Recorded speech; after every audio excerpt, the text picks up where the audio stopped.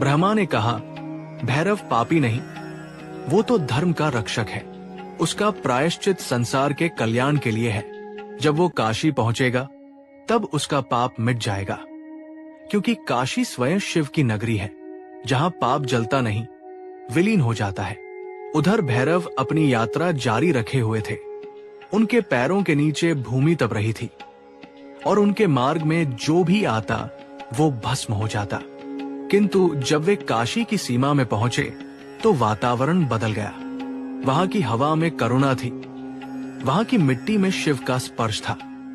उन्होंने अनुभव किया कि उनके भीतर की अग्नि धीरे धीरे शीतल हो रही है। जैसे ही उन्होंने काशी में कदम रखा, ब्रह्मा का सिर उनके हाथ से गिर पड़ा। उसी क्षण आकाश में घंटनाद हुआ और एक दिव्य प्रकाश फैला। देवता, ऋषि और स्वयं ब्रह्मा वहां प्रकट हुए।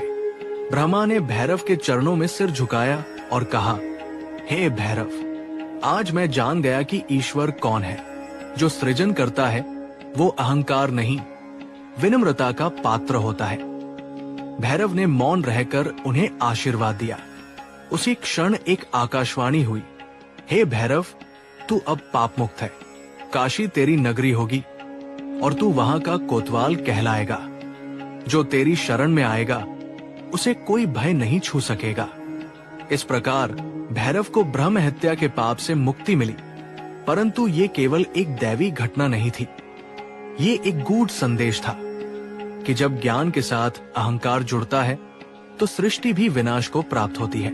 भैरव का ये कर्म केवल दंड नहीं था, बल्कि संतुलन की पुनर्स्थापना थी।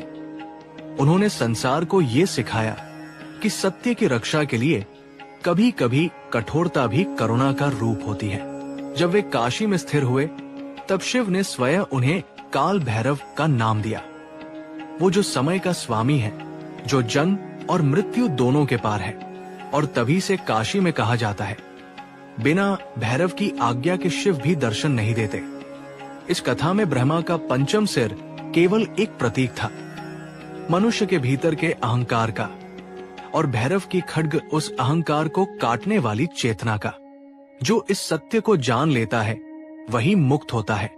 और इसीलिए जब भी कोई साधक काशी पहुंचता है तो वो सबसे पहले काल भैरव के चरणों में प्रणाम करता है, क्योंकि वहीं से मुक्ति की राह प्रारंभ होती है। काल भैरव का प्रायश्चित, वाराणसी की ओर यात्रा। ब्रह्मा का अहंकार जब चूर हुआ और उनका पांचवा